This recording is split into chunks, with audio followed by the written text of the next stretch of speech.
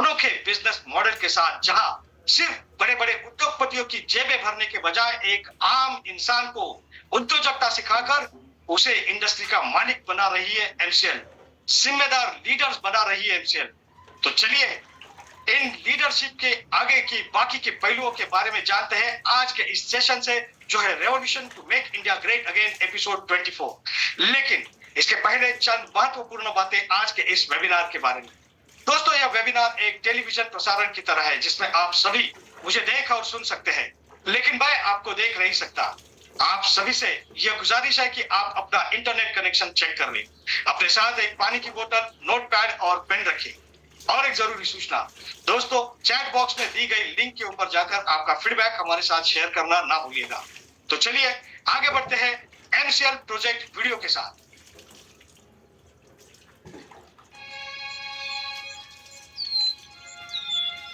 प्रकृति हमारे जीवन का मूल है। जैसे वन्य जीव, पेड़ पौधे, जल, भूमि, वायु, मानव, ये सब पर्यावरण का एक भाग है। वैसे ही मैं भी पर्यावरण का एक हिस्सा हूं। कुदरत के वरदान से बना हुआ एक मानवीय आविष्कार हूं। मैं एनकोल हूं, जो पर्यावरण का समतोल बनाए रखने में मदद करता है। एक कोयला पर्यावरण का समतोल कैसे बना सकता है? कोयला स्वास्थ्य समस्याएं पैदा करता है। कोयला वायु प्रदूषण का कारण बनता है। कोयला प्राकृतिक आवास को नष्ट करता है। फिर कोयला समतोल कैसे बनाएगा? आपके इस सवाल का जवाब मेरे निर्माण के सफर में छुपा हुआ है।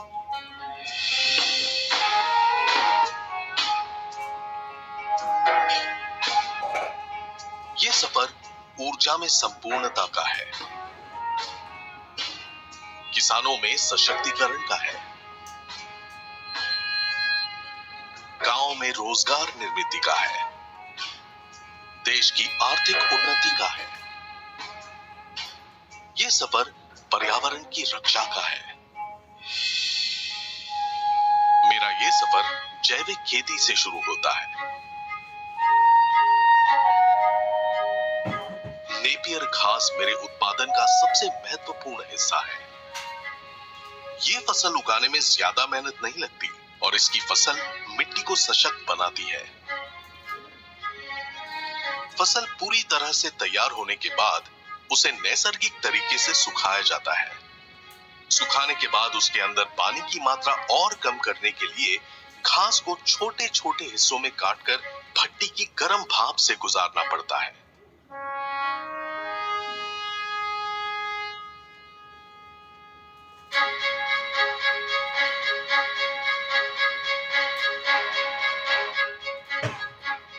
भट्टी में किसी भी तरह के ईंधन और लकड़ी का इस्तेमाल नहीं होता।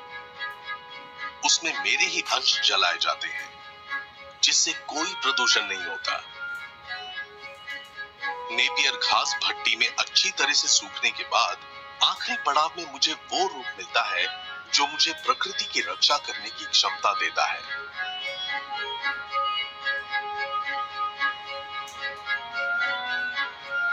मैं अपने आप पर गर्व महसूस करता हूं कि मैं एक सामान्य कोयला और लकड़ी से बेहतर जलकर कम से कम राख उत्पन्न करता हूं,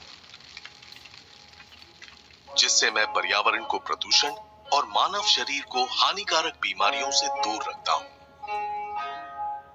हाल ही में आईपीसीसी ने मानवता के लिए कोड रेड की घोषणा की है और इस चेतावनी को नजरअंदाज करना हमारी भूल होगी। प्रकृति की सुरक्षा और संरक्षण का साथ देना हमारी जिम्मेदारी है और इसी के लिए मेरा जन्म हुआ है। चलिए अपने आने वाली पीढ़ी के लिए कुछ बेहतर करते हैं। एनकोल का इस्तेमाल करके उन्नति की ओर एक कदम बढ़ाते हैं।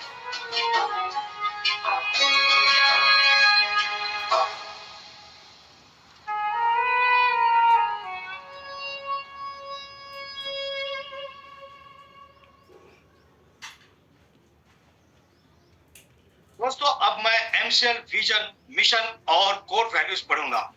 आप सभी से यह नम्र निवेदन है कि आप इसे मेरे साथ दोहराएं, जिसके लिए आप सभी के सामने एक स्क्रीन शेयर की जाएगी। तो चलिए बढ़ते हैं एमसीएल के लिए शपथ। मैं मंगेश शेला मीरा क्लीन फ्यूल्स लिमिटेड का सदस्य हूं और अपने पूरे होशो हवास में हमारे संगठन के मिशन और विजन को हासिल करने में इसे सफलता दिलाने की शपथ लेता हूं। मैं एमसीएल के प्रत्येक सदस्य के साथ अपने परिवार के सदस्य की तरह व्यवहार करूंगा और एमसीएल में कभी भी किसी भी सदस्य के साथ उसकी जाति, धर्म, नस्ल, लिंग, संप्रदाय, बोली, शैली, मत और सामाजिक, आर्थिक तथा सांस्कृतिक अक्षमता के आधार पर भेदभाव नहीं करूंगा। मैं संगठन के मिशन को हासिल करने के लिए कड़ी मेहनत करूंगा और अपने संगठन को समृद्ध बनाऊंगा। मैं वादा करता हूं कि संगठन की संस्कृति की रक्षा करने के लिए सभी कर्तव्यों एवं जिम्मेदारियों को पूरी अखंडता, योग्यता और समर्पण के साथ पूरा करूंगा। मैं हमेशा एमसीएल के प्रमुख मूल्यों, नीति संहिता और आचार संहिता का पालन करूंगा और उसके खिलाफ किसी भी तरह के गलत आचरण के लिए हर कार्रवाई के लिए तैयार रहूंगा। मैं न्यायोचित आदेशों का पूरी ईमानदारी के साथ पालन करने और काम में किसी भी तरह की चुनौती का सामना करने के लिए तैयार रहने का वादा करता हूं। एमसीएल विजन 2030 तक भारत को ईंधन के क्षेत्र में आत्मनिर्भर बनाना। लक्ष्य एमसीएल एक ऐसी मूल्य श्रृंखला विकसित करने के लिए प्रतिबद्ध है जो ऊर्जा, पर्यावरण और आम लोगों को सशक्त बनाने के लिए समर्पित है। बुनियादी मूल्य नवाचार, कुछ नया करना है तो पुराने तौर तरीकों से काम करना बंद करें। पर्यावरणवाद, अगर पर्यावरणवाद के हित में सोचना कोई सिद्धांत है तो इससे बेहतर सिद्धांत दूसरा नहीं हो सकता। देशभक्ति, यह केवल भावना की बात नहीं बल्कि अपने देशवासियों की सेवा करने की योग्यता की बात है। नैतिक आचार संहिता, निष्ठा, हम अपने व्यवसाय में निष्पक्ष, ईमानदार, पारदर्शी रहेंगे और हम केवल सही काम करेंगे, भले ही कोई भी आसपास न हो। जिम्मेदारी, हमें जो काम सौंपा गया है उसके लिए हम 100% उत्तरदायी होंगे। साथ ही हम अपने ग्राहक, कर्मचारी, सदस्य, पूर्तिकार और समुदाय सहित सभी हितधारकों के प्रति उत्तरदायी होंगे। अनुराग, तुम हर कार्य को मन लगाकर पूरे ध्यान के साथ करेंगे ताकि हमारे उत्पादन, हमारे नवीनीकरण और हमारे परिचालन और व्यवसाय के काम में सबसे ऊंचा मानदंड और गुणवत्ता का पालन हो सके।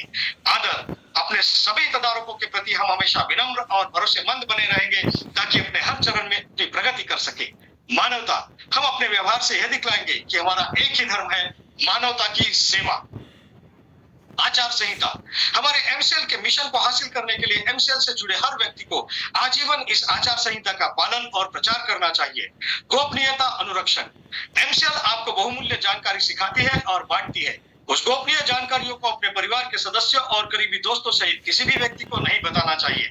आपको जो डिजाइन, ड्राइंग और दस्तावेज बताए और दिए गए हैं उन्हें किसी भी व्यक्ति के साथ बांटने के लिए ईमेल न करें और ना ही इसकी फोटोकॉपी तैयार करें। जितनी जल्दी हो सके घमंड करना छोड़ दें। हमेशा शांत, विनम्र और सभ्य बने रहें। आलोचना, बुराई और परिवाद करना बंद कर दें। एमसीएल समुदाय में किसी भी व्यक्ति के बारे में बुरी बात न करें। एमसीएल के हितधारकों के बीच हर तरह के आर्थिक व्यवहार को लेकर हमेशा पारदर्शी बने रहे। याद रखें कि हमेशा धनराशि आपके द्वारा किए गए कष्ट की प्रतिफल होगी। किसी भी प्रकार के प्रतिस्पर्धी कारोबार, एमएलएम, धर्म या राजनीति को बढ़ावा देने वाली बातों की हमारे समुदाय में बिल्कुल भी अनुमति नहीं है। समयनिष्ठा सफलता की कुंजी है। एमसीएल समुदाय द्वारा बुलाई गई हर बैठक के लिए सभी को समय पर उपस्थित रहना चाहिए। ज्येष्ठ और वरिष्ठ जनों के लिए आज्ञाकारी रहे। समुदाय के साथी सदस्यों, कनिष्ठों और महिलाओं की सुरक्षा करें। आपके साथ हर व्यक्ति को सुरक्षित महसूस होना चाहिए। वास्तविक और निष्ठावान प्रशंसा करें। हमेशा अपने आसपास के लोगों को उनके सकारात्मक गुणों की अन्वेषणा के माध्यम से प्रेरित करें और उन गुणों के बारे में सार्वजनिक रूप से प्रचार करें। समुदाय के साथी सदस्यों पर नजर रखें। यदि आपको कोई सदस्य नियमों का उल्लंघन करता हुआ नजर आता है तो कृपया इसे लिखित रूप से प्रशासन की जानकारी में लाने से न हिचकिचाएं। उल्लंघन करने वालों को सख्ती से दंडित, निलंबित, निष्कासित किया जाएगा। तो चलिए दोस्तों, अब हम आगे बढ़ते हैं हमारे आज के सुविचार यानी कि आज के हमारे थॉट ऑफ द डे की ओर। और आज का हमारा थॉट ऑफ द डे है victory comes from finding opportunities in problems. जी हाँ दोस्तों, जो चुनौतियों में अवसर ढूंढते हैं बड़ी सफलता उन्हें प्राप्त होती है। और अब मैं जिस व्यक्ति को इस मंच पर आपके सामने आमंत्रित करने जा रहा हूं, उन्होंने तो चुनौतियों के पहाड़ लांगे हैं। हर चुनौती, हर मुसीबत में उन्होंने अवसर ढूंढे हैं। तो चलिए स्वागत करते हैं hard working, optimistic, a true warrior, executive director of MCL, miss Prachi Dhole. Thank you Mangesh sir. नमस्कार, एमसीएल परिवार में एक बार फिर से मैं आप सबका स्वागत करती हूँ। और चलिए बढ़ते हैं आज के वेबिनार सेशन की ओर, जिसमें अभी हम देखते हैं कि आज जैसे हमारे पूरे लाइफ का एक जिसको हम बोल सकते हैं अविभाज्य घटक जो बन गया है वो है प्लास्टिक। प्लास्टिक के सिवा हम सोच ही नहीं सकते कि हम अपना day to day life complete कर सकते हैं। उसी के साथ में और एक चीज है जो कि जिसके सिवा भी हम ये नहीं सोच सकते कि हमारा डे टू डे लाइफ जो है वो रहेगा, वो है कागज। यानी हम देखते हैं कि आज हमारी आदत ऐसे बन गई है, कहीं पे भी हम अगर जाते हैं इवन फॉर द होटल और वहां पे हमें टेबल पे टिश्यू पेपर नहीं दिखा तो हमें लगता है कि अरे क्या है, ये कैसा होटल है। हम अगर टॉयलेट में जाते हैं और वहां पे हमें टॉयलेट पेपर नहीं दिखा तो भी हमें लगता है अरे कि ये क्या है, मैं कैसे अपना हाथ तक क्लीन करूं। लेकिन क्या ये सस्टेनेबल थिंग है? और हम आज से पहले कुछ साल पहले ऐसे ही जीते थे जैसे हम आज सोचते हैं। हमारी जो जरूरत थी या हमारी जो आदत थी वो एकदम सस्टेनेबल थी। हम एकदम सिंपल हमारे साथ में हैंडकरचीफ या नैपकिन ये कैरी करते थे ताकि हमारे कभी भी हाथ गीले हुए गंदे हो तो हम उसको पोंछ सके और वो नैपकिन हैंडकरचीफ को हम फिर से धो के सस्टेनेबल तरीके से रहते थे। लेकिन कागज या ये सस्टेनेबल है या अभी नहीं है, या पहले हम ऐसे ही जीते थे या ऐसे ही कागज बनते थे जैसे आज बन रहे हैं। तो मैं आपको बता दूं कि टिश्यू पेपर आपको लगता है कि आपने एक बार यूज किया और उसको फेंक दिया, लेकिन एक टिश्यू पेपर बनने के लिए जो पेड़ कटा है उसको बनने के लिए कितना टाइम लगा, कितनी मेहनत लगी। आज पूरे दुनिया में हर साल 2 करोड़ पेड़ सिर्फ कागज के लिए कटते हैं और उसमें से अगर हम देखें तो हर 2.5 सेकंड में एक पेड़ कट रहा है बिकॉज आपको कहीं पे टिश्यू पेपर चाहिए। तो इसका अगर हम देखते हैं, लेकिन आज की जो कहानी है वो भारत के ऐसे एक गांव की है जो कि पूरे दुनिया में फेमस है। एक जिसका नाम है सांगानेर। सांगानेर ये जो गांव है वो है बसा राजस्थान में और वो that is near to Jaipur. ये दुनिया में इसके लिए फेमस है कि ये सस्टेनेबल कागज तो बनाता ही है, लेकिन ये विलेज है हैंडमेड पेपर का। हैंडमेड पेपर यानी ऐसा पेपर जो 100% विदाउट मशीन ये हाथों से बनाते। और ये इनकी जो कला है वो आज की नहीं, आज से 500 साल से पहले भी इनके पूर्वज हाथ से कागज बनाते थे और आज भी ये ऐसे ही कागज बनाते। आज सिर्फ ये भारत देश में नहीं बल्कि दुनिया में ये एक्सपोर्टर है और दुनिया को इनको ये सभी इनको जो नाम है वो है कागजीज। कागजीज ये नाम कागज से पड़ा है और उनको ऐसे ही सभी लोग जानते। इनमें जो है पहले ऐसा हुआ था कि ब्रिटिशर्स जब भारत में आए उससे पहले भी ये लोग हाथ से ही कागज बनाते थे और ये पूरे भारत देश में हम ऐसे ही इस्तेमाल करते थे। ये जो कला थी ब्रिटिशर्स आने के बाद में उन्होंने अपनी मशीन्स लाई। जैसे उन्होंने मशीन्स लाई इनका जो बिजनेस है वो धीरे धीरे खत्म होने लगा। लेकिन जब गांधी जी ने स्वदेशी मूवमेंट का आगाज किया और वो मूवमेंट के बाद में उन्होंने खुद ने अपना जो भी उनका आश्रम था या जो भी काम थे वहां पे वो 100% यही हैंडमेड पेपर यूटिलाइज करते थे। बाद में ब्रिटिशर्स जाने के बाद में धीरे धीरे हमने ब्रिटिशर्स तो गए लेकिन हमने उनकी टेक्नोलॉजी मशीन्स वैसे ही यूटिलाइज करना शुरू किया। बट आज भी इन्होंने अपनी कला को जिंदा रखा है और भारत देश में और भारत के बाहर भी ये अपना जो पेपर है उसको लेके जाते हैं। ये बनता कैसे? ये 100% जयपुर या राजस्थान हमें पता है कि वो है फेमस अपने कपड़े के लिए, अजरक प्रिंटिंग। ये इसके बाद में कपड़े के बाद में जो भी बचा कुचा कपड़ा रहता है जो एग्रीकल्चरल वेस्ट रहता है उसका पल्प बना के उससे ये पेपर बनाते हैं। अगर इसमें कुछ डेकोरेटिव बनाना है, आपके पेपर को अरोमास चाहिए तो वैसे ही अरोमास ऐड करते हैं। थोड़ा ग्लिटरी चाहिए तो इसको ग्लिटरिंग वैसा देते हैं। लेदर का फॉर्म चाहिए तो उस तरीके से उनको लेदर भी बनाते हैं।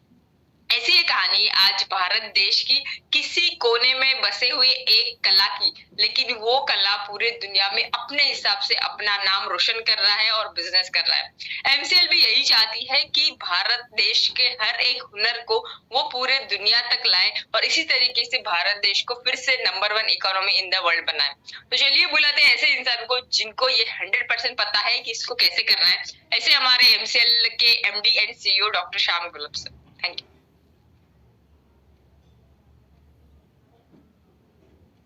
Thank you madam. दोस्तों नमस्कार, मैं डॉक्टर श्याम गोलप फिर से एक बार आपका इस ट्रेनिंग सेशन में स्वागत करता हूं। मैं आशा करता हूं कि आप सभी लोग स्वस्थ हैं और आप अपने साथ अपने परिवार का यानी घर का परिवार और एमसीएल परिवार दोनों का ख्याल रख रहे हैं। मैं ये भी उम्मीद करता हूं कि आप सभी लोग 1 घंटा बहुत अच्छी एक्सरसाइज कर रहे हो अपने हार्ट, अपने लंग को मजबूत कर रहे हो और अपने इम्यूनिटी को बढ़ा रहे हो। तो चलिए शुरुआत करते हैं आज के इस सेशन के साथ। दोस्तों, सबसे पहले आज गणतंत्र दिन है, आज प्रजासत्ताक दिन है। आप सभी को इस गणतंत्र दिन की, इस प्रजासत्ताक दिन की बहुत बहुत शुभकामनाएं। दोस्तों, हर 15 अगस्त को हम स्वतंत्रता दिन मनाते हैं। स्वतंत्रता दिन, जिस दिन ये अंग्रेज हमारा भारत छोड़ के चले गए थे, अंग्रेजों की गुलामी से हमें मुक्ति मिली थी। लेकिन उतना ही इंपॉर्टेंट ये हमारा आज का प्रजासत्ताक दिन भी है, ये गणतंत्र दिन भी है, क्योंकि इस दिन ऐसे हुआ कि इस दिन से ये देश लोगों के हाथ में आ गए। इस दिन से ये प्रजातंत्र से, राजातंत्र से लेके प्रजातंत्र बन गया। ये वो दिन है कि जिस दिन से इस देश को लोग चला रहे हैं। दोस्तों, ये बहुत ही महत्वपूर्ण है समझना, क्योंकि इसके पहले यानी 1947 में जब हमें आजादी मिली, उसके पहले लगभग 300 साल तक अंग्रेज यहाँ हमारे देश में थे। उस 300 सालों में से 150 साल इस अंग्रेजों की एब्सोल्यूट सत्ता थी इस देश के ऊपर। लेकिन ये अंग्रेज आने के पहले क्या सिस्टम था, कैसे ये देश चलते थे, तो हमारे इस अखंड हिंदुस्तान में कई सारे राजा है और कई सारी सल्तनतें थी, कई सारे शहंशाह थे। और ये राजा, ये शहंशाह अपने तरीके से उस राज्य को, अपनी सल्तनत को चलाते थे। राजा के बाद राजा का बेटा ही राजा बनता था और इसी तरह से एडमिनिस्ट्रेशन और तंत्र चल रहा था। और दोस्तों, ये बात सिर्फ अंग्रेजों के पहले ही नहीं, लेकिन जब से हमारी संस्कृति का उदय हुआ है, यानी हमारा प्राचीन भारत, मध्ययुगीन भारत, जब से इस संस्कृति की शुरुआत हुई है, तब से लेके अभी तक, अंग्रेज आने तक, हम जब से स्वतंत्र हुए तब तक यही तरह था एडमिनिस्ट्रेशन का। ऐसी कोई भी सल्तनत चलती थी।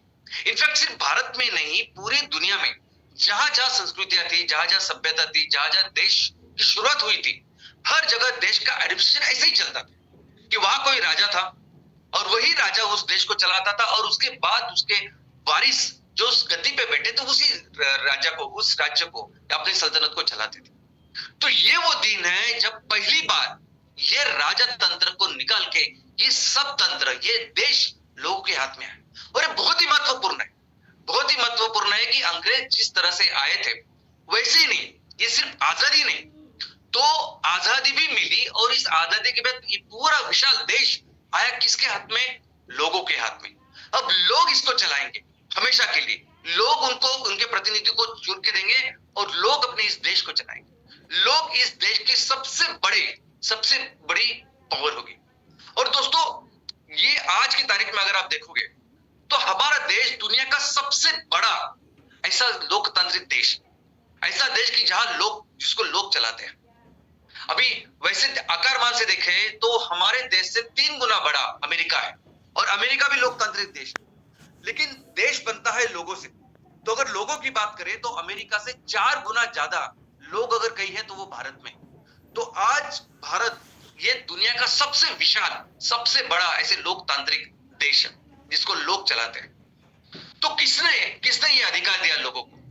लोग इस देश को चलाएंगे, लोकतंत्र इसमें आएगा। किसने अधिकार दिया? क्या अंग्रेजों ने दिया जाते जाते? क्या कोई बाहर की अंतरराष्ट्रीय संस्था थी जिन्होंने ये अधिकार दिया हमें कि इस देश को आने वाले दिनों में लोग चलाएंगे? तो नहीं, ये अधिकार दिया हमें हमारे संविधान में। हमारी राज्य घटना, हमारा संविधान इसने इस राजा तंत्र को बंद करके प्रजातंत्र की शुरुआत। हमारा ये संविधान है कि जो सबसे बड़ा पावर इस देश में किसको देता है? तो लोगों को देता है। हमारा संविधान है कि जिसने ये नई जिसकी शुरुआत की है। दोस्तों, हमारा जो संविधान है वो हमारे देश का सर्वोच्च कानून है। ये सर्वोच्च कानून है कि आज हमारे देश में अगर किसी भी न्यायालय में, यानी सर्वोच्च न्यायालय से लेके किसी भी तहसील के लेवल पे या किसी भी छोटे से छोटे न्यायालय में अगर कोई फैसला होता है तो वो फैसला होता है इसी कानून के आधार पर, इसी संविधान के आधार पर।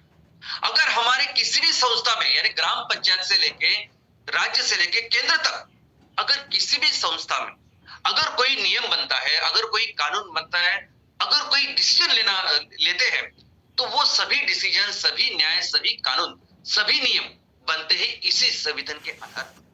हमारे देश का सर्वोच्च जो नियम है, सर्वोच्च जो कानून है, वो ये हमारा संविधान है। दोस्तों 1947 में हमें आजादी मिली, तो इस आजादी के बाद कैसे ये देश चलेगा, कौन सी घटना से देश चलेगा, कौन सी संविधान से देश चलेगा, इसके लिए एक समिति गठित की गई और इस समिति के अध्यक्ष थे डॉक्टर बाबा साहेब अम्बेडकर।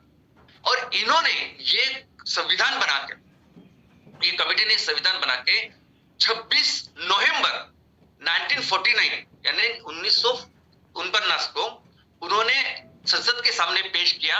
और ये वो दिन था 26 नवंबर 1949 की जब संसद ने, राष्ट्रपति ने इसको सम्मत किया। और ठीक 2 महीने बाद यानी 26 जनवरी 1950 को ये देश, ये संविधान, ये राज्य घटना पूरे देश को लागू हुई। और इसलिए वो दिन है 26 जनवरी की, जिस दिन को हम हर साल मनाते हैं, प्रजासत्ताक दिन के तौर पर मनाते हैं, इसको सेलिब्रेट करते हैं। दोस्तों आज दुनिया में ऑलमोस्ट 200 देश है। अब इस 200 देश, हर देश चलता है किसी न किसी घटना के ऊपर, किसी न किसी संविधान के ऊपर, किसी न किसी न्याय के ऊपर, यानी इस नियम के ऊपर। और ये दुनिया के सभी जो संविधान है, दुनिया के सभी जो राज्य घटना है, सबसे बेस्ट, सबसे बेहतर अगर कोई राज्य घटना है दुनिया में तो वो है भारत की राज्य घटना। दोस्तों भारत की राज्य घटना इतनी डिटेल, यानी सबसे बड़ी लिखी हुई हस्तलिखित ऐसी राज्य घटना है। और सिर्फ हस्तलिखित राज्य घटना ही नहीं, ये इतनी विस्तृत है, इतनी डिटेलिंग इसमें है, इतने हर चीज का इसका विचार किया है कि जो किसी भी राज्य घटना में हुआ नहीं। अभी अमेरिका के बारे में देखिए, अमेरिका में जो लोकतंत्र की शुरुआत हुई है, डेमोक्रेसी की शुरुआत वो 1790 में हुई है, तब से लेके अमेरिका में लोकतंत्र चालू। ऑस्ट्रेलिया में 1900 के बाद लोकतंत्र की शुरुआत हुई। भारत, लेकिन उन दोनों का अगर आप संविधान देखोगे, अमेरिका संविधान ऑलमोस्ट सिर्फ 8000 शब्दों का है, ऑस्ट्रेलिया का संविधान देखोगे आप तो ऑलमोस्ट 17000 शब्दों का है, और हमारा संविधान ऑलमोस्ट 1.5 लाख शब्दों का है। इतना डिटेल कोई भी संविधान नहीं। इनफैक्ट भारत के बाद में कई बड़े बड़े देश लोकतांत्रिक बने, रशिया बना, चीन बना, ब्राजील बना, साउथ अफ्रीका बना, लेकिन इन सभी देशों के अगर आप संविधान देखोगे तो कोई भी संविधान इतना डिटेल में नहीं, इतना बेहतर नहीं है। तो दुनिया का सबसे बेस्ट, बेहतर अगर संविधान कोई है तो वो अपने भारत का संविधान है। और दोस्तों ये जो समिति गठित हुई ये संविधान बनाने के लिए, इसमें बहुत ही रिस्पेक्टेड, बहुत ही टैलेंटेड ऐसे लोग थे। इन्होंने इस संविधान को लगभग 3 साल में, यानी 2 साल 11 महीने और कुछ दिन में बनाया। अभी इस दिन में उन्होंने क्या तो दिन रात मेहनत की। इन्होंने दुनिया में जितने भी संविधान थे, जितने भी राज्य घटना थे, उसकी पढ़ाई की और उन्होंने देखा कि हमारे देश को क्या चाहिए। अगर हमारे देश को सही तरीके से चलाना है, हमारे देश के कुछ अलग अपने विशेषताएं, यहाँ बहुत अलग अलग भौगोलिक अलग विशेषताएं हैं, यहाँ अलग अलग संस्कार है, अलग अलग कल्चर है। तो इस हर चीज का, और इसका एक इतिहास भी है। अभी 300 साल अंग्रेज थे, उसके पहला एक इतिहास है। तो हर इन चीजों को ध्यान में रखते हुए आने वाले दिनों में जब इस देश का हम इसका ख्याल रखें, इस देश को और बेहतर बनाएं, कैसे बेहतर बनाएं, इसके लिए इस कमेटी ने पूरी पढ़ाई की। और इसलिए हमारी जो राज्य घटना बनी ना, इस राज्य घटना बनाने के लिए उन्होंने दुनिया के जितने भी संविधान थे उसमें से जो अच्छी चीज है वो उन्होंने ली, जो हमारे देश के लिए जरूरी थी। उन्होंने इस इंग्लैंड से लिया, ये पार्लियामेंट्री संसदीय जो पद्धति है वो, यानी उसमें लोकसभा होती है, इस तरीके से वो चुनाव आता है, ये सब हमने ब्रिटेन से लिया हुआ है। आयरलैंड से हमने लिया डायरेक्टिव प्रिंसिपल्स जो इसमें शामिल है। अमेरिका से हमने लिया मूलभूत अधिकार, फंडामेंटल राइट्स। उसी के साथ अमेरिका से हमने लिए पूरे जुडिशियल सिस्टम, यानी आज हमारे देश में जो भी जुडिशियल सिस्टम है, सुप्रीम कोर्ट से लेके छोटे सा पूरा जो कोर्ट का जो स्ट्रक्चर है वो हमने अमेरिका से लिया। कनाडा से हमने लिया फेडरलिज्म, यानी गणराज्य जो सिस्टम है वो। अभी हमारे देश में जैसे मैंने कहा कि पहले भी बहुत सारे छोटे छोटे राज्य थे, अभी भी अलग अलग राज्य है, अलग अलग राज्य की अपनी अपनी विशेषताएं, अपनी अपनी संस्कृति है। तो अपना देश अपने संविधान में ये लिखा है कि हम उस सभी का सम्मान करेंगे, लेकिन उसी के साथ एक पावरफुल सेंटर होना चाहिए ताकि वो हमारे देश की अखंड और एकात्मता को आगे लेके जाए। और ये हमने लिया कनाडा से। ऑस्ट्रेलिया से हमने ली कंकरेंट लिस्ट। कंकरेंट लिस्ट यानी ऐसी लिस्ट, ऐसे सब्जेक्ट्स, विषयों की लिस्ट की जिसपे केंद्र भी शासन बना सकता है, नियम बना सकता है, और राज्य भी नियम बना सकते हैं। फिर रशिया से हमने लिए फंडामेंटल ड्यूटीज, यानी मूलभूत कर्तव्य। जैसे हमारे मूलभूत अधिकार है वैसे मूलभूत कर्तव्य भी राष्ट्र के प्रति, वो हमने रशिया से ली। फ्रांस से हमने ली एकात्मता, उदारमतवाद, लिबर्टी, आजादी और समानता। जर्मनी से हमने ली ऑफ कोर्स द इमरजेंसी के प्रोविजंस, जो जर्मनी में कई साल तक थी। साउथ अफ्रीका से हमने ली राज्यसभा और जापान से हमने ली प्रोसीजर्स। तो ऐसे कई सारे देशों के जो अलग अलग चीजें हैं उसकी पढ़ाई करके जो हमारी जरूरत है उसको समझ के हमने संविधान का निर्माण किया। और दोस्तों, ये जो हमारा संविधान है, इनफैक्ट हर देश का जो संविधान है, हर देश की जो राज्य घटना है जिसकी वजह से वो देश चलता है, अभी वो देश कैसे चलेगा वो डिपेंड करता है उनके सोच के ऊपर। तो हर देश की एक सोच है, हर देश की एक सोच है कि हम अपने देश को कैसे चलाना चाहते हैं, हम अपने देश को किस दिशा में लेके जाना चाहते हैं, और हमारे देश में सबसे जरूरी क्या है, सबसे महत्वपूर्ण क्या है। और इस सोच से उन्होंने अपने अपने देश का संविधान, अपने अपने देश की राज्य घटना, नियम बनाए।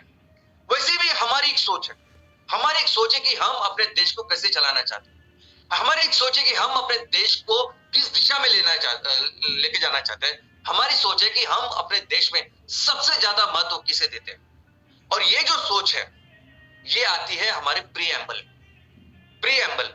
इस शब्द का अगर लिटरल मीनिंग हम देखेंगे तो इसका अर्थ होता है प्रस्तावना, उद्देश्य या उद्देशिका।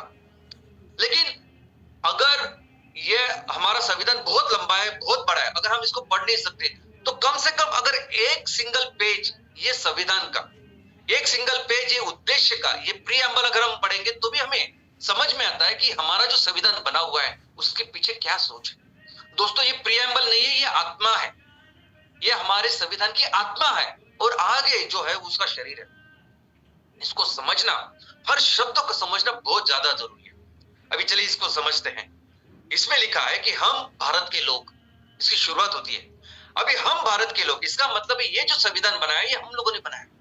ये संविधान किसी ने बना के हमें दिया नहीं, किसी ने हमारे ऊपर थोपा नहीं है, हमने बनाया। हम इसको चलाने वाले हैं, हम स्वीकृत करते हैं।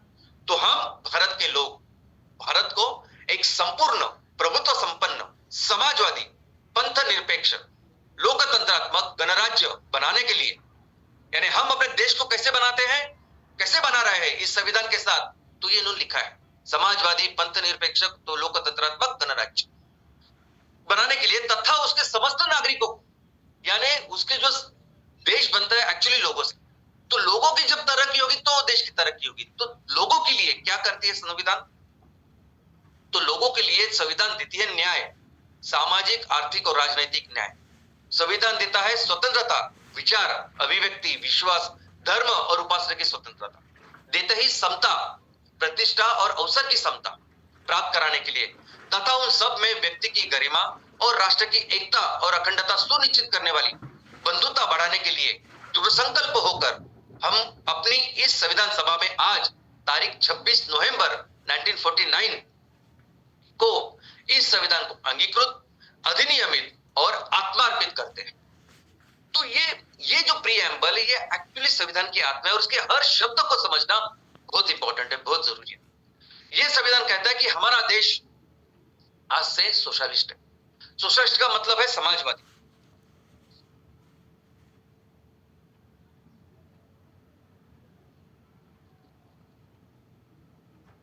यानी हमारा देश काम करेगा हमेशा समाज के लिए, हमेशा लोगों के लिए, वो इसका अर्थ है। ये कहते हैं कि हमारा देश है सेकुलर। अभी सेकुलर का मतलब है धर्मनिरपेक्ष। अगर सेकुलर इस शब्द का हम लिटरल मीनिंग लेंगे, इसका अर्थ लेंगे, तो वो ये है कि सेकुलर का मतलब है कि जिसका धर्म के साथ कोई भी रिश्ता नहीं है, कोई भी संबंध नहीं है, उसको कहते हैं सेकुलर। यानी अगर कोई व्यक्ति को आप पूछे कि आप धर्म में विश्वास करते हैं कि नहीं, तो वो क्या हो सकता है, एक तो हाँ बोलेगा, नहीं तो ना बोलेगा। हाँ को हम बोलते हैं आस्तिक, और अगर धर्म में विश्वास नहीं करता है तो बोलते हैं नास्तिक। वैसे ही किसी समाज को अगर आप पूछते हो कि आप धर्म में विश्वास करते हो, और अगर वो समाज बोलता है नहीं, तो उसको कहते हैं वो समाज है सेकुलर। तो हमारा देश, ये संविधान कहता है कि हमारा धर्म के साथ कोई रिश्ता नहीं है, हमारे लिए सभी धर्म एक समान है। हमारा देश बनता है डेमोक्रेटिक, लोकतंत्र, लोक प्रजा ही इस देश को चलाएंगे। हमारा देश बनता है रिपब्लिक, इसका मतलब है हमारे देश में कोई राजा नहीं होगा। राजा कौन होगा, राजा हो गए हमारे लोग। ये देश, ये हमारा संविधान कहता है। तो इसी के साथ ये वो हमारा देश, इसी के साथ हमारे सभी नागरिकों को हमारा देश, हमारा ये संविधान क्या देता है? तो देता है न्याय, जस्टिस, सोशल, सामाजिक, इकोनॉमिक, आर्थिक और पॉलिटिकल यानी राजनीतिक। सोशल जस्टिस यानी सामाजिक न्याय, यानी क्या? अगर हमारे नागरिक उस समाज का हिस्सा बनना चाहते हैं, बेहतर उस समाज को करना चाहते हैं, तो उनको उस समाज का हिस्सा बनने के लिए जो भी जरूरी चीज चाहिए ये संविधान उसको प्रदान करेगा।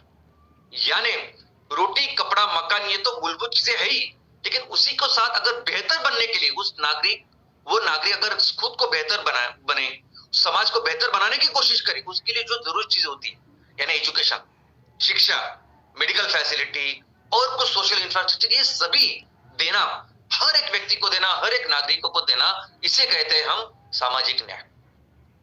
ये संविधान देता है सभी को आर्थिक न्याय। आर्थिक न्याय का मतलब है कि हर व्यक्ति अपने आप की जो आर्थिक परिस्थिति बेहतर कर सकता है उसको पूरी तरह से अवसर है।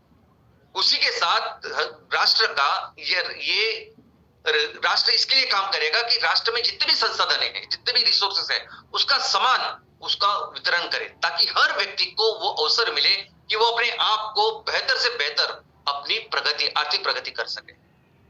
ये संविधान देता है सबको पॉलिटिकल जस्टिस यानी राजनीतिक न्याय। इसका मतलब है न्याय बनाने की इस प्रक्रिया में अगर कोई भी आना चाहता है, कोई भी इसमें पार्टिसिपेट करना चाहता है, तो सबको समान अधिकार। अगर कोई ग्राम पंचायत का सदस्य बनना चाहता है और गांव के लिए कुछ करना चाहता है, या कोई अगर केंद्र का सदस्य बनना चाहता है, देश के लिए कुछ करना चाहता है, तो सबको समान अवसर देता है ये संविधान।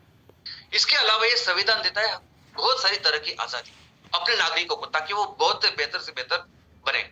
आजादी किसकी? तो आजादी विचारों की, थॉट्स की, एक्सप्रेशन की, व्यक्त होने की, बिलीफ की, विश्वास की, फेथ की, धर्म की और वर्शिप की, उपासना की।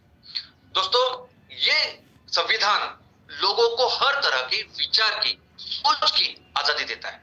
आप विचार कर सकते हैं, सोच सकते हैं और अपनी ये सोच लोगों के सामने रख सकते हो, लोगों के सामने रख सकते हो, समाज के सामने रख सकते हो, सरकार के सामने रख सकते हो। इसकी पूरी तरह से आजादी आज हर नागरिक को इस संविधान की वजह से है।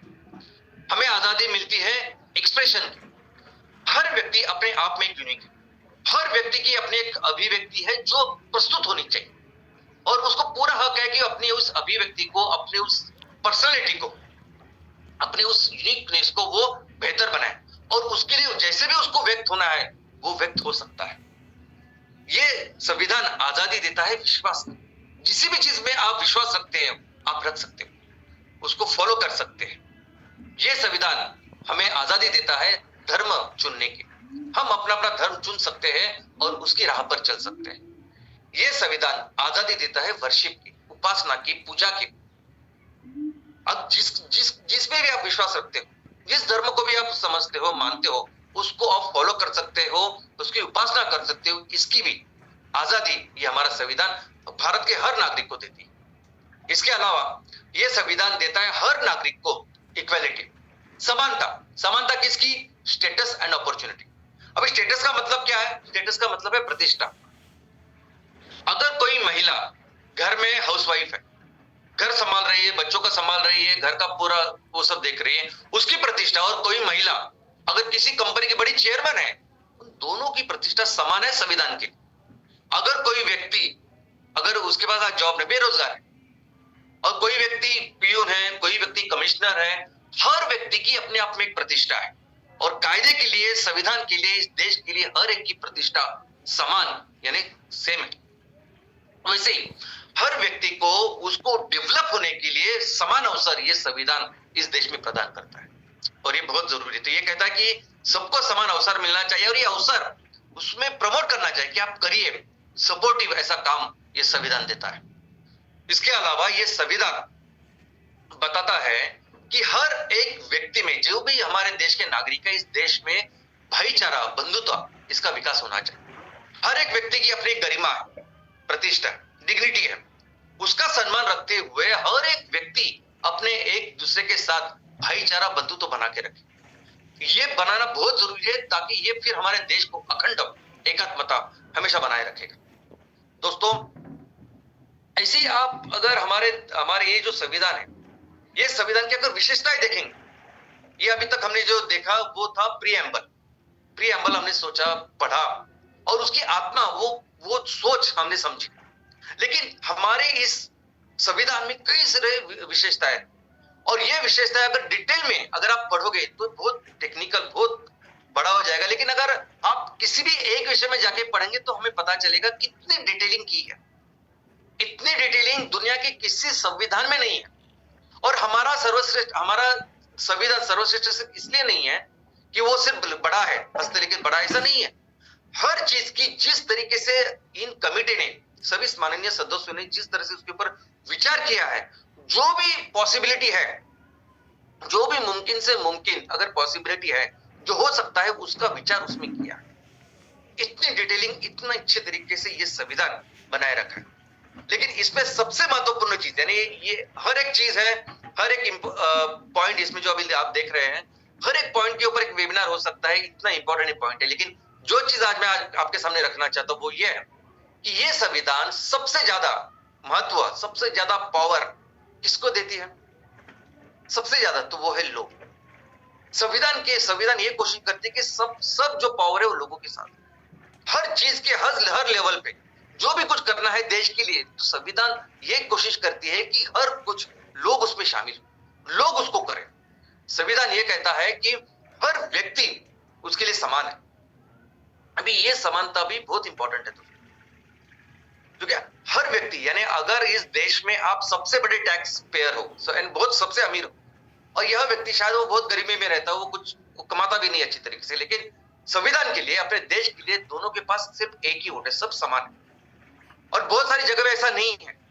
इनफैक्ट हमारे देश में भी आजादी के पहले एक इलेक्शन हुआ था, अंग्रेजों ने वो इलेक्शन किया था 1920 में, 1920 में। और उसमें जब इलेक्शन किया था तब कौन वोट कर पाता था, कौन मतदान कर पाता? तो उसके लिए एलिजिबिलिटी थी, यानी अगर आपके पास प्रॉपर्टी होनी चाहिए, आप गवर्नमेंट को टैक्स अगर दे रहे हो तो ही आप कर सकते हैं। महिलाओं के लिए कोई ऐसी चीज नहीं थी, महिलाओं को बहुत संघर्ष के बाद थोड़ा सा उनको वो पार्टिसिपेशन मिला था। लेकिन हमारा ये संविधान सभी को समान न्याय देता है, सभी को चुनने का बराबर का अधिकार देता है। और इसलिए जरूरी है कि हम इस उत्सव को मनाओ, इस दिन को मनाएं। ये बहुत बहुत बहुत इंपॉर्टेंट है, क्योंकि ये संविधान, ये देश ऐसा है कि ये संविधान हम सबको उचित न्याय, उचित आजादी और सबको समानता देती है। और ये वो दिन है जब इस सभी चीजों का हमने उत्सव मनाना चाहिए, इसको सेलिब्रेट करना चाहिए। प्रजासत्ताक दिन वो दिन है दोस्तों, प्रजासत्ताक दिन वो दिन है कि अगर आप देखोगे तो इस दिन हमारे यहाँ दिल्ली में बहुत बड़ी परेड होती है। परेड किसकी होती है? तो परेड होती है हमारे जो देश में जो अलग अलग संस्कृति और सभ्यता है उसकी, हमारी जो डाइवर्सिटी है उसकी। दोस्तों हमारे देश में अगर आप देखोगे तो हर 50 किलोमीटर के ऊपर बोली भाषा बदलती है, लोगों का रहन सहन ढंग बदलता है, लोगों की कल्चर बदलते हैं। और ये सुपर स्पेशलाइजेशन, किसी भी सभ्यता, किसी भी सिविलाइजेशन का, किसी भी सोसाइटी का सुपर स्पेशलाइजेशन है। दुनिया के किसी भी कोने में इतना विकास संस्कृति का हुआ नहीं है। ये इतनी ज्यादा बोली भाषा है ना, इतने अलग अलग तरह के कपड़े पहनते, काम करते, सब कुछ करते, ये बहुत बड़ा सुपर स्पेशलाइजेशन, हम बहुत आगे है, बहुत डेवलप्ड है। और यही दिन होता है कि जिस दिन जब हमारी ये सभी सभ्यताएं का दर्शन होता है, इसको हम सेलिब्रेट करते हैं। और ये दुनिया का बहुत बेस्ट ऐसा देश है। ये वो दिन है कि जिस दिन पे हमें इन सभी लोगों को याद करना चाहिए, उनको श्रद्धांजलि अर्पित करनी चाहिए कि जिन्होंने इस देश के लिए, इस संविधान बनाने के लिए अपना सब कुछ निछावर कर दिया। लाखों लोग हैं जिन्होंने पूरी जिंदगी अपनी दी, कई लोगों ने अपने प्राणों की आहुति दे दी। और ये इसलिए नहीं दी, देखो आप एक बात समझिए कि सिर्फ आजादी के लिए नहीं, अभी कुछ ऐसा नहीं कि उन्होंने आजादी ली और खुद के लिए कुछ किया। उनका एक ही सपना था कि ये आजादी आए और लोगों के हाथ में चले जाए। तो इन्होंने जो कुछ किया ना, इनका हम कभी भी इनको भूल नहीं सकते। तो ये वो दिन है कि जब इन सभी को श्रद्धांजलि अर्पित करनी चाहिए। और दोस्तों ये वो दिन है जब हमें ये समझना चाहिए कि हमारे देश में सबसे महत्वपूर्ण है लोग। हमारे देश को चलाते हैं लोग। ये देश हमेशा लोग ही चलाएंगे, लोगों के द्वारा चलाएंगे और लोगों के हित के लिए चलाएंगे। ये वो दिन है कि जो हमें याद दिलाता है कि हमारे यहाँ सबसे बड़ी ताकत अगर कोई है तो वो है लोग। हमारे देश का, संविधान का, हमारे देश चलाने का अगर कोई पर्पस है तो वो है लोगों को बेहतर करना। ये हमेशा हमें समझना चाहिए। और आज तो ऐसी परिस्थिति बनी हुई है कि ये इसको बहुत अच्छी तरीके से समझना चाहिए।